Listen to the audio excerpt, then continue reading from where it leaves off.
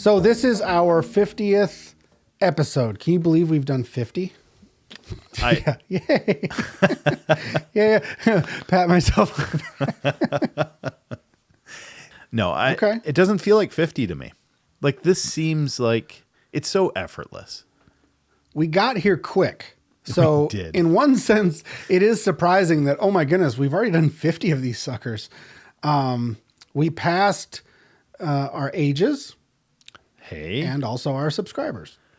I think we've always been past our subscribers, unless there was a moment where our subscribers passed us Maybe up. there was that one time we had 3 subscribers, but we only had 2 shows up. Maybe. But, we're neck and neck, and hopefully one will far out surpass, and it's not us recording. But, it is cool. It is a milestone. Number 50. That's, if you'd asked me what number we're on, I wouldn't have said 50 either. Although I would say we've talked for way more than 50 hours. So it's kind of a catch-22 because, a lot gets chopped. Yeah. So it's like, well, we've talked for longer than 50 hours, but it's surprising we've posted 50 shows already. Yeah. And I'll tell you honestly, it's been fun, every bit of it, except the parts that, it wasn't. But weren't fun. But yeah. But this has been a fun process. I'm so impressed with those who have been with us for all 50 episodes. I know, right? Like, it's crazy to see people watching us every single day. It is so fun to have an audience to interact with. And so, we love you. Yeah. It's fun because at this point we know a lot of the, not know, but we are familiar with the people who are listening to us. I bet most YouTube channels don't get that opportunity to actually know the names of a significant number of their viewers. It's probably true. But our audience is the smallest, but it's by far the best. So, yes. What can you say? If you've been listening for 50, buckle up because we got 50 more right on the heels. So are any of our listeners come to mind? Maryella, because Maryella watches the premiere. Yes. We post in the morning and Maryella is ready and waiting. Yeah, and it's fun to periodically I'm on there as well, and I can chat with her a little bit while it's premiering. Mm-hmm. How about you? Do you know anybody else? Well, Mike Epley just told me he was watching, and Andy from Andy Walks With Me, my brother, he watches every day. It's been a lot of fun having guests. Having a third person in does create a fun new dynamic, and it gives us more to play with. Yeah. And we go places when we have a guest that you and I wouldn't necessarily go left to our own. Andy was my favorite. What was your favorite show? My favorite show was the one with Andy. Now, Andy was on 2. So are we talking the Fundies? Steve and I wore the same shirt on the show before. At the same time? Not the exact. At the same time. Have you ever heard this? You're going to have to cut out, but they wear these things called, or they wear. There's these things that they make for married couples. We love it when people say this you're going to want to cut out. They're called fundies. Have you ever? Don't worry, we won't. It's a pair of undies that 2 people can wear at once. Yeah, cut that out. Back to back, front to back. I think you can do it however you want, but it's meant for the fundies. They're fundies. So you put them both on and you have 2 these, people don't you? No. I've heard of some people. There's a weird product that married couples can get. Married couple. If you're married, you have like to have me, for example. You got to have a marriage license to buy. Right. I guess you don't need to be married, but you should. You definitely should. So how smelly were these shirts? I don't remember the How smell. smelly were the fundies? I have never seen the fundies up close. You clearly have heard of them. You own the Yes. Where did you come across these fundies? What were you I searching think in I- Google? In Google, like I was looking at, there has to be a pair of underwear that two people can wear. I'm gonna go, and I was like, yeah, there they are. I want underwear, but I want them more fun. But I want another person. all my underwear are one people Yeah. underwear. Enough of this solo stuff. And there was some boardroom meeting where they were like, all right, Pitch it to me. we've got the idea. Yeah. Two people Be underwear. like, be like, I saw people on a tandem bike the other day, and I was like, I have an idea. Yeah. The board meeting. Imagine this. Only underwear. You've got your underwear, but there's nowhere for another person to fit. Literally no one has thought of this idea. Or the banana. Yeah, But so I back in the day, we my dad would work at Now, is he going to get in trouble for this? well, we're not going to get in trouble for this. Okay. So back in the day, my dad worked at an airport. An undisclosed airport. Yeah, an undisclosed airport. Not international or anything. No. It was a very, very he owned it. Right. So It was Dave's airport. yeah. So, and the stairwell was one continuous stairwell from the top to the bottom, and we were in, I guess, high school, and in the slot between the stairs, you could spit from the top, and you could watch it just fall, and it took Right. a couple seconds before it hit the bottom. I was surprised that it was very difficult for things to get to the bottom. Because they were- like you would think you were right in the middle, and then 30 floors down, you would, it would just not 30, veer off, and But Yeah, and there was no wind. I mean, it's fully Right. enclosed cement column, right, but and yet there were some convection your currents. your spit would end up catching things and Right. whatever. But so we knew of this. So when we were there, all three of us, without my dad knowing, we smuggled in a bunch of bouncy balls and fruit. Lacrosse balls, fruit. The lacrosse ball was the grand finale. That was the big heavy rubber. oh, I do remember. It was a perfect sphere, and so the perfect sphere wouldn't be affected by the air so much. And it was so, super heavy. It's like got a steel ball inside of it and Yeah. then completely covered in rubber. It's basically a super ball with a steel ball inside of it. yeah. The only thing I can remember, I mean, before you were talking about the lacrosse ball, was the banana, because I remember thinking, I want to see what this banana looks like when it goes down, and we couldn't find that banana. It was like, all I remember is that There it was smelled parts- like banana down there, and there was just like pus just everywhere. Yeah, the banana, to no one's surprise, including ours, didn't make it all the way to the bottom. Right. He was our halfway mark almost, and I don't know which one of those I liked better. But if ever I'm recommending the show to someone else, I always recommend they start there. Yeah, that's a good place to start. Yep. And What's your favorite? I think that's a pretty good one. What else comes to mind? I think the one where your dad was on, I think that was pretty fun. What's the purpose in being forgiven a great debt? God forgives you a great debt, all of your sin. What's the purpose in that? What is his purpose in forgiving you? Well, it's not to go to heaven, but that's what I would. And the not gonna answer is not So Jesus. now I'm that not we've gonna say it. understood where none of us are going to heaven, And I don't let's think- go back. And I don't think it's a squirrel this time. Yeah. So I'm at a loss. So the great debt has been forgiven so that we can be righteous and be and have fellowship with God. Nailed it. Yes, and it's not like I'm the teacher, but I'm playing the But part I did of get a teacher. a gold star right there. Yes, yes, you did. Well, we and I'm- kind of picked Romans because Dad's into Romans. Yeah. This is what I get at home. So, Other people are getting a sneak of it. It's awesome. so Jesus Christ came to reconcile us to God, Because when Adam screwed up in the garden and Eve followed suit, from that day until I think Jesus Adam came followed again. Suit. What's Let's that? not, let's not Eve Let's not get the and order Adam wrong. follow suit. It was the birthday suit she was following.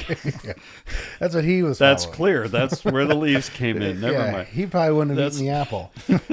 It was because his wife was talking him into it. He was like, "All right, if you did it."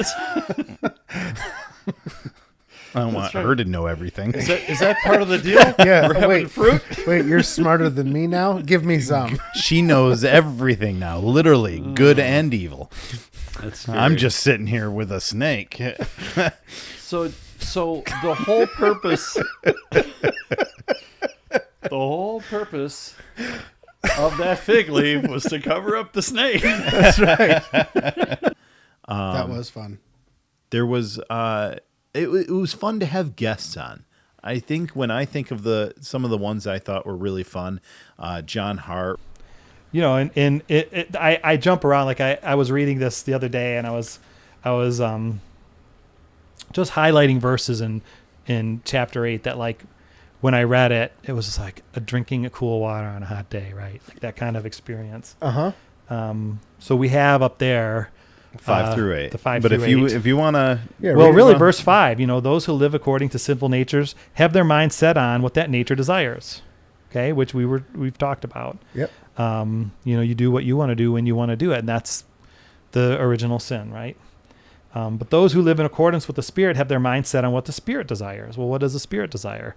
Love, joy, peace, patience, kindness, goodness, faithfulness, gentleness, self-control, right? Fruits of the Spirit. Like, the Spirit desires those things. If you have your mind set on those things, you know, you're no longer looking out for yourself. You're like wanting to emulate these virtues, right? And then you go down a little bit, and this is verse 12, and I underlined this because it's a word in there that kind of jumped out at me. It says, therefore, brothers, we have an obligation. And, you know, it's not like, hey, here's a suggestion or here's an idea for you guys. It's, we have an obligation. An obligation is something you must do. You got to do it. Yep. You must do it. In light of this reality, you must do it, right? Yep. And he says, but it is not to the sinful nature to live according to it. The obligation is to not live according to our sinful nature. So we're obliged to not do that. Yes. Now, here, let me ask you what you think of this, because we explored that word a couple times, and I said, when you tell me that I have an obligation, I have, in the sense that we normally use that, a kind of a negative feel. Obligation is not a positive word, if that was the only context I had it in. So what we were trying to work through is, how is it that we can say, well, we have an obligation to live free from the power of sin? And it's almost like how do we put that in a way that is not negative? And what I thought of it as was, an obligation is something that, like, we have no choice.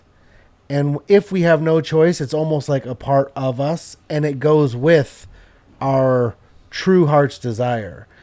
And I use the example of, when I go to work, I don't want to have stinky breath and for everybody to know that that's Stinky Face Dave. So in order to prevent that, I have an obligation to brush my teeth. If I don't brush my teeth, I will be Stinky Face Dave. It's possible at one point I was Stinky Face Dave. But I have that obligation, but that obligation goes right hand in hand with where I want to be. I want to not be offensive when I come over to somebody Right. else's cubicle. And so the fact that I brush my teeth, in one sense, you could say, well, yeah, if you want the fresh breath, you're obligated to do that. But Well, so you said something about obligation at the beginning that I think was an error, but then the example you gave was a perfect example of obligation. So it's not that we have to do it and we don't have a choice in it. The obligation is, in light of certain circumstances, it becomes clear that we should act in a certain way. So in light of the circumstances that people are offended by bad odors, right, and associate people with bad odors with people of low moral hygiene, right, and not wanting to be somebody who is considered to be Not somebody just- with bad not just hygiene. low hygiene. Right, Low being kind of a moral gross, hygiene. right? Yeah, yeah. Then we have an obligation to act a certain way, and that what is that? You Yep. know, you brush your teeth and have a breath mint. You know? Yeah. But I would say like it's in light of something, and what is it in light of? You know, and you think of that parable where, you know, there's that man who has that great debt to the king, and the king calls the debt, and he brings him in, and he's like, "Pay this debt, or I'm putting you and your whole family in prison."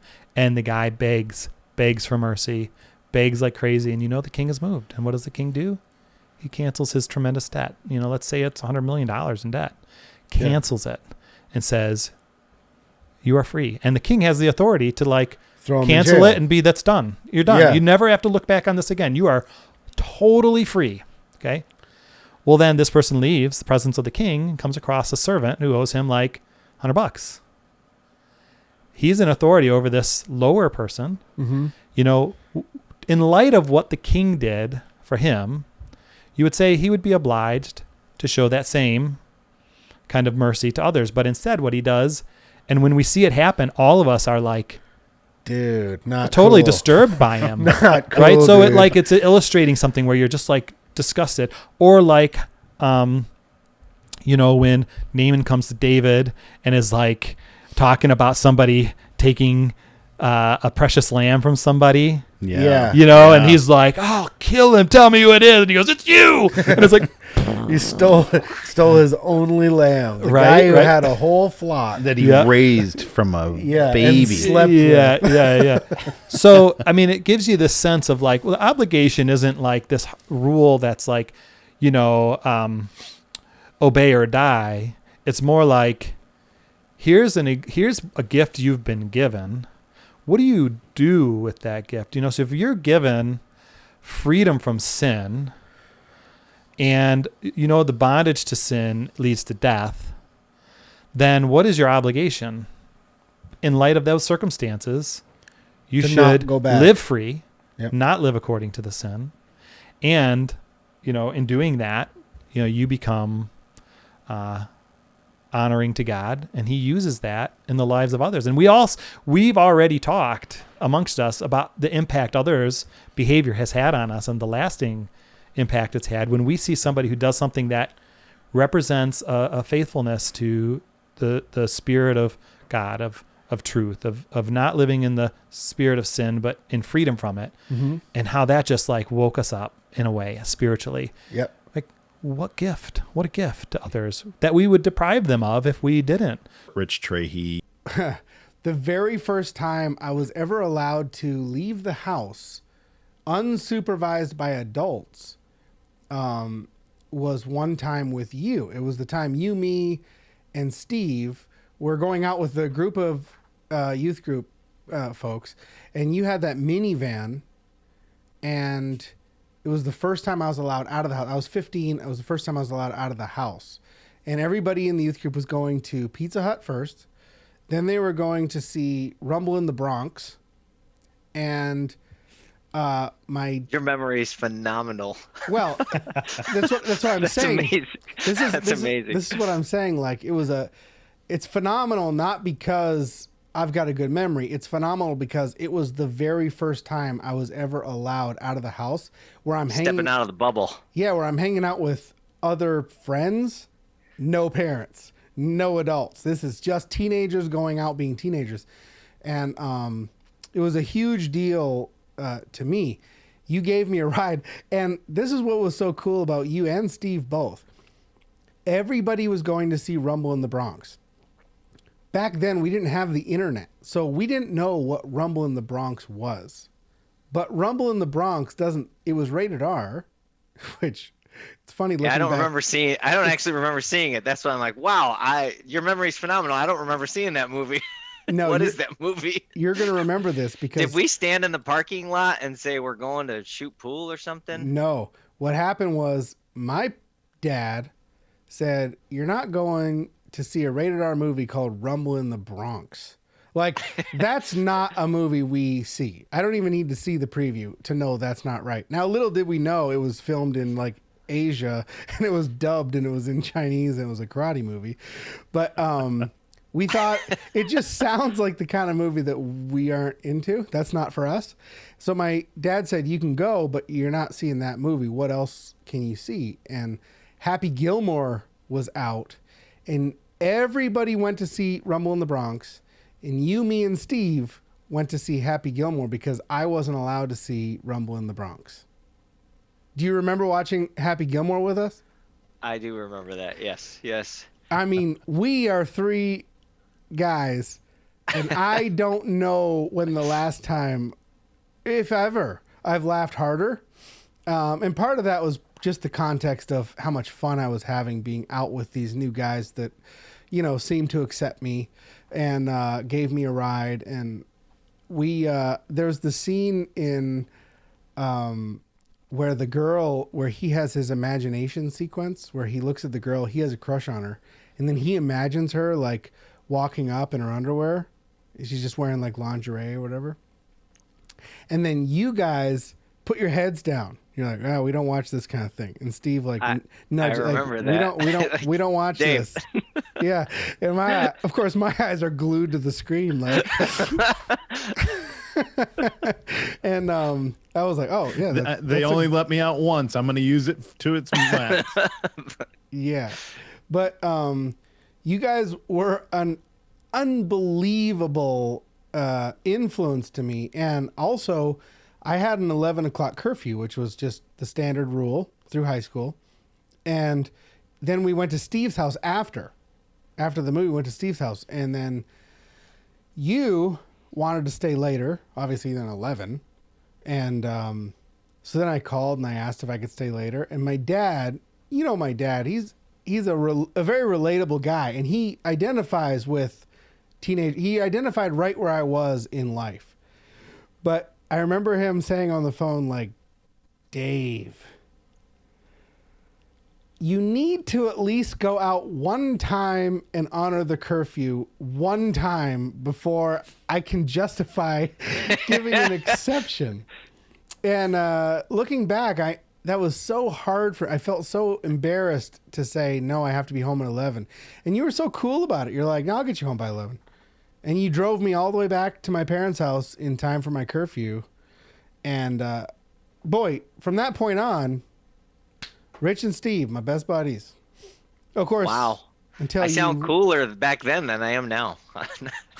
I doubt it. Now he's the one giving the curfews. Yeah. I doubt it. We've heard what you sound like when you get a little serious. It's very, very nice. Sales. Then strategic solutions development. Yeah. Yeah. That's a knowledgeable like guy. Butter. That's like a guy. Butter. That's a guy you can count on. But you remember my dad, right? Very well. Very well. I looked up to him. I was like, I'm going to be a dad like that. He's like the patriarch. Your dad is the patriarch. What was it about my dad? What thing do you remember the most? Because you've mentioned that to me before. He talked to us when we went. I don't know, a couple times. We would be driving, and he would talk. He would talk to all the guys. We're all in there in the van going somewhere. I think it was your birthday party, probably. And he would just talk to us all, and he would give us this sage wisdom, right? And I read the Bible enough to know, like, this is biblical wisdom. And he didn't do it in a let me quote some verses to you kind of way. It was more like, hey guys, I got some advice on that, and it was weaved into the conversation. I was like, I want to be that guy when I grow up, like that guy. I don't want to be that guy. You know, the different guests we've had, Stevie. Yep. But it's cool that you got your son here doing the show with us. That's pretty awesome. Yes. Definitely. So what is that you just are putting away? You have a thing in your hand that we all saw. In my pocket. This is my Boba Fett. Put your Lego separator in your pocket. Yes. And I just learned what a Lego separator is. Here, sit up nice and straight. It takes Legos that are put together And takes them apart. separates them. Separates them. Yes. So you have this. You just made this yesterday. It's a Bubba Fett. Yeah.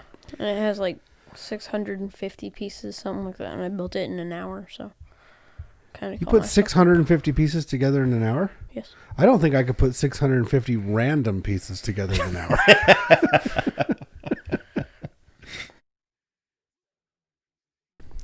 So, to set this up, you were tasked in school with basically writing an essay where you're giving instructions, clear-cut instructions to do, like, how to make a sandwich. No, we were just told to make an essay. Oh, okay. And you chose to do it like almost like a directions, like how to make a sandwich. First you get the bread, then you get the peanut butter, put the peanut butter on one side, like a step-by-step process. Yes. So you wrote your essay where you're explaining how to eat a banana. This is from Stevie Liggett. The banana, like most other things, is a food. Food has been in our lives for generations, and the banana is a food that many people eat. I know for a fact that you've had one. The banana is a fruit from a bush, not from a tree. The banana is a very famous fruit and has starred in various movies such as Despicable Me 1, Despicable Me 2, and Despicable Me 3, etc.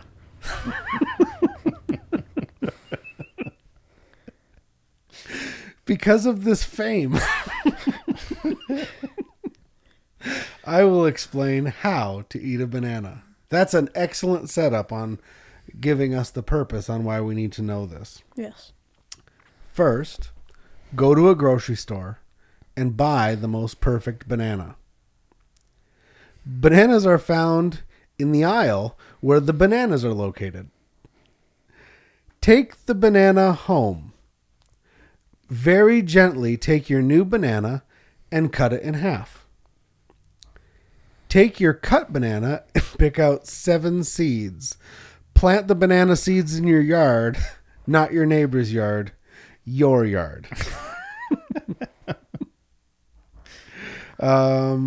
Wait until the banana plant has fully grown and the fruit is ripe and ready for picking. Then choose the perfect banana for eating. So the previous banana was for planting. I The get only it. way you can get the banana is if you grow your own. Yeah. With your banana on the table, extend your left arm towards the banana. Open your left hand, reach out, and grab the banana. With your right hand, take your index finger and thumb and grab the stalk of your banana and yank violently towards the ground. With your right hand, remove the exposed banana from its outer shell and slowly bring it to your mouth so that you don't shove it up your nose or poke yourself in the eye. Bite a piece off of your banana and allow the flavor of the banana to flow through your mouth.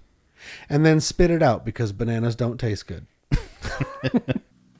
So to you, if you're watching number 50 and you've seen all 50, God bless you, because I know some of those shows were probably, well, some of them were better than others, let's say. But, you know, we're doing our best here. And, you know, part of me is like, hey, if we can do 50, We can do 51. Maybe we can do this thing. Yeah, 53 even.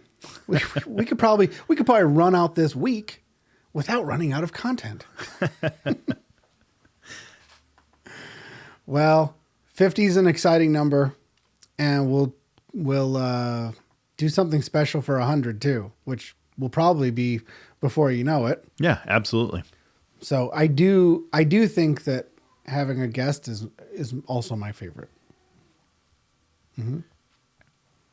So we're going to have to get some more guests. We're gonna have to get some more guests.